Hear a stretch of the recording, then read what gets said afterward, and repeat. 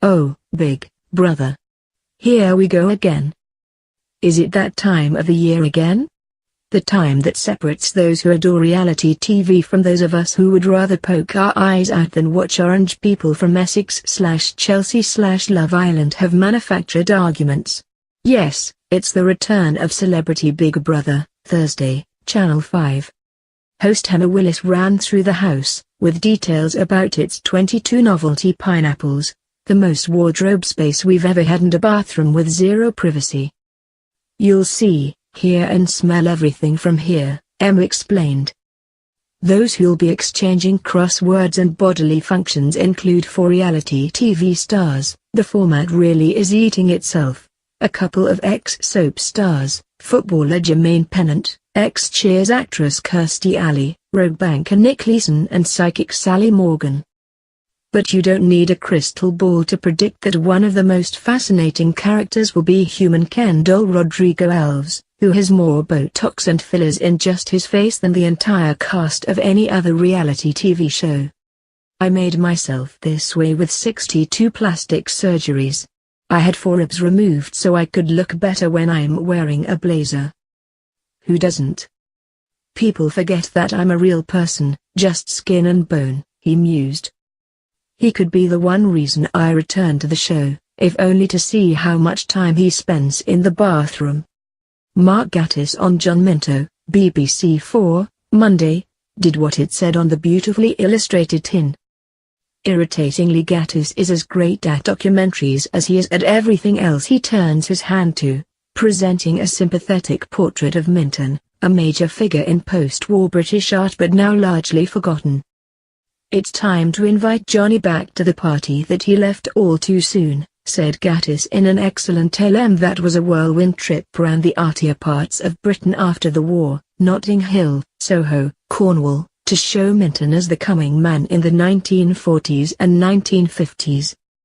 He became especially famous for illustrating Elizabeth David's groundbreaking book on Mediterranean cooking and was shown having a wild old time in the drinking dens and jazz clubs of Soho, with Minton's model Norman Bowler, best known as Frank Tate in Emmerdale, fact fans, saying that out of the post-war depression came this rebellion against the England of that time.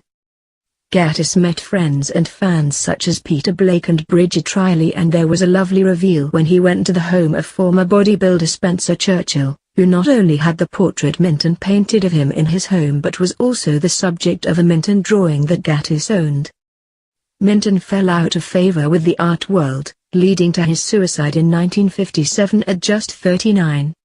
One of his last meetings was with artist Louise Bin, who he gave a painting of what appeared to be a self-portrait, of his own deathbed. Minton's death was a tragedy, but the documentary was a celebration of his art, his lively life and a spirited defense of homosexuality when the act was still illegal. And Gatiss showed in the pieces he drew in the show that he's a most talented artist as well. Lost Boys, What's Going Wrong for Asian Men?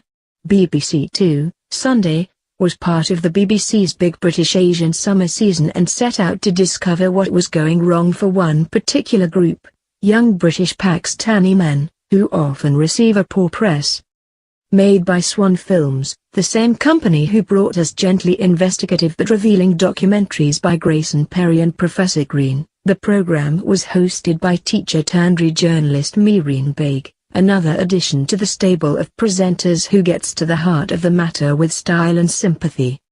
Her father moved from Pakistan to improve his family's prospects, and Baig's background meant she could easily talk to these young men and get inside their heads.